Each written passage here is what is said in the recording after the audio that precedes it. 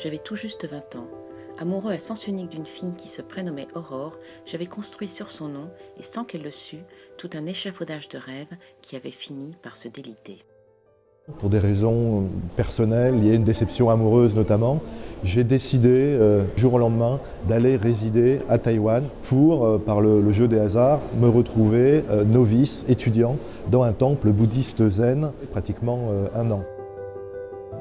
Le maître m'avait pris de court en m'offrant de rester parmi eux le temps que je le désirais. 1 an, 10 ans, 100 ans, si je le voulais. Il avait cité la fameuse phrase de Confucius « N'est-ce pas une grande joie d'avoir des amis qui viennent de loin ?» À 4h30 retentissaient les premiers coups de tambour. Les portes coulissaient, les moines sortaient en silence, ceints de leurs colomos plus sombres que la nuit. Et je voulais retranscrire dans le livre justement tous ces aspects de découverte chez quelqu'un qui n'était pas prédisposé à des recherches spirituelles ou sur lui.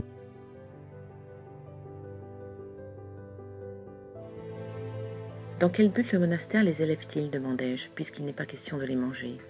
Pour les protéger, me répondit Kaijishi.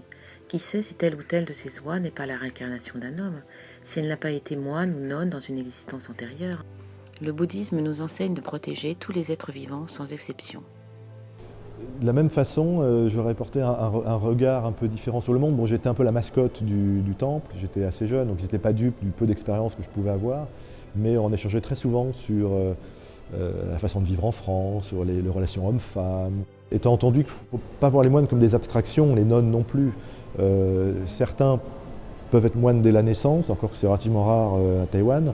La plupart du temps, ils ont une vie avant et ils font la fête, ils aiment, dans les limites un peu du dogme, mais c'est des gens tout à fait vivants avec qui on peut discuter de tous les sujets, qui sont de toute façon assez avides d'échanger. Poinchi me dit le même soir que le professeur Fang avait ses défauts comme nous tous, mais qu'il ferait n'importe quoi pour venir en aide à ses amis.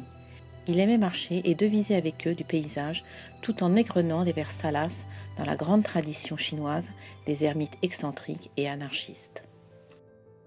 Il y a le doyen du temple, qui était un vieux moine, qui était pratiquement mon voisin de chambrée, et j'étais le plus jeune, il était le plus âgé, donc on s'entraidait, on échangeait un peu sur notre passé, et avec en plus la dignité qui était la sienne, en toge, avec un vrai visage de moine âgé, avec toute la respectabilité et l'autorité que ça peut avoir.